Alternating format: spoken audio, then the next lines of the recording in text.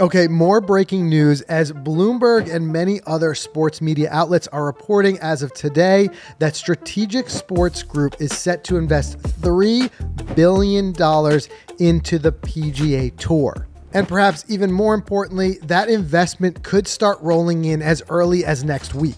Now, as a quick reminder, Strategic Sports Group is a US-based group of investors that include some heavy hitters in the sports industry, including Stephen Cohn, who's the owner of the Mets. You've got Fenway Sports Group and a number of other big names in there. But the key here is that this $3 billion investment is independent of the ongoing talks between the PGA Tour and the PIF, which are, of course, the financial backers behind LIV. Those negotiations are continuing. We had heard word that over the last couple of weeks, Jay Monahan was over in Saudi Arabia continuing those talks. So this by no means takes that deal off the table. But what it definitely does do is it gives the PGA Tour a lot more leverage in those negotiations because $3 billion is undoubtedly significant. Now, we don't know yet. They haven't released the exact figure. $3 billion is kind of the number that's been leaked.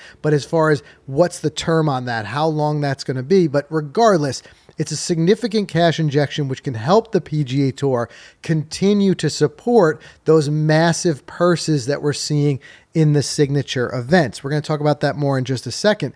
But more importantly, as we've talked and as these kind of negotiations between the PIF and the PGA Tour have grinded on, gone past that deadline, one thing we've continually talked about here on the show is that it seemed like LIV Golf and the PIF was starting to hold more and more of the cards as they continue to take more players, more marquee players from the PGA Tour.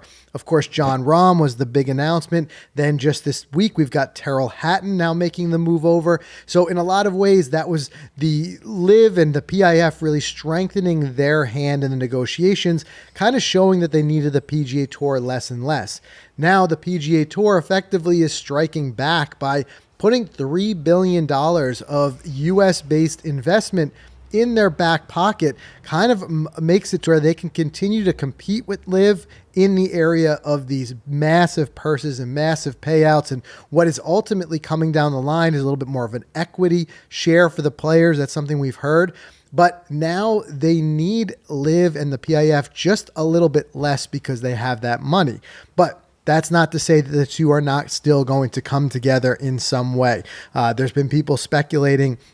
Again, it's in the kind of the early stages of this information coming out, but there's been people speculating that we could see almost a similar size investment from the PIF as the two come together. Just we're even seeing numbers now of like the PGA Tour, a total value going somewhere over $12 billion once all the investments have settled down. And this is so key. It's important if the PGA Tour wants to continue to put up the kind of purse money that they've been doing for the signature events. There are now multiple events on the schedule that are $20 million and up purses. This is a massive jump over some of the $9 million and so purses that we saw just over the past couple of years. And what that's really done is it's forced a lot of key sponsors out because it's just getting to be too expensive. Recently, we saw Wells Fargo declare that they're no longer going to be hosting an event. And then we've got now on top of that, Wells Fargo, we had Farmers Insurance saying that this most recent event at Torrey Pines is going to be their last because ultimately it just becomes not sustainable for some of these companies to put up the type of money that it takes to run these events. Now, I've continued to express that I think that this whole thing really is not sustainable. I'm hoping over the long run, we see some way that it can be more sustainable. But as we make the players richer and richer with these massive purses, it becomes harder and harder to support that from a business standpoint. But clearly, the Strategic Sports Group is seeing the value in that if they're going to be putting up the $3 billion. But don't forget, they're going to want something out of that. And they're going to want that the eyeballs and the growth. And what's really going to have to happen at some point, you think, would be the PGA Tour and LIV coming together, because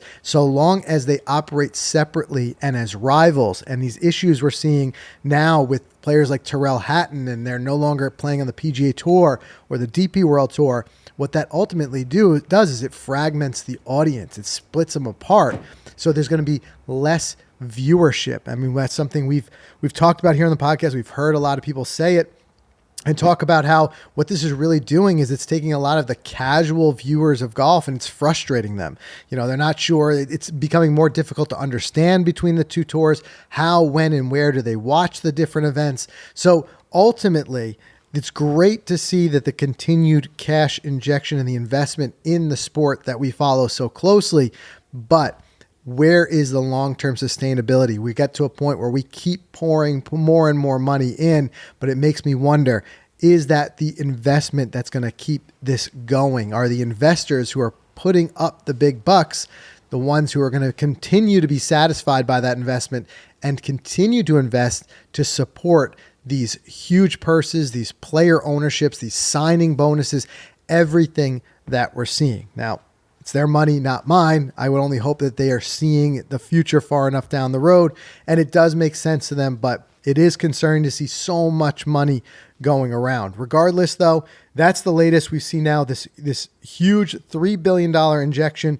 which will undoubtedly make things a little bit easier for the PGA Tour in their negotiations and their ability to support those big payout signature events. But where it leads for the ultimate agreement, that framework agreement we've been throwing around, and where that's going to land between the PGA Tour and LIV Golf remains to be seen. But by no means have anything that I've seen indicating out of this deal that just broke hours ago, just in the past hour, there's nothing in there that I've seen that's indicated that that means it's going to come to a stop in the negotiations between the PGA Tour and LIV. Those continue to seem to grind on. This is not necessarily a replacement to that, more so a supplement to that. And like I said, it definitely helps the PGA Tour's negotiation position by not quite needing as much cash in the deal with the PIF. But let us know what you think about this deal, where you think everything's headed over the next couple of weeks.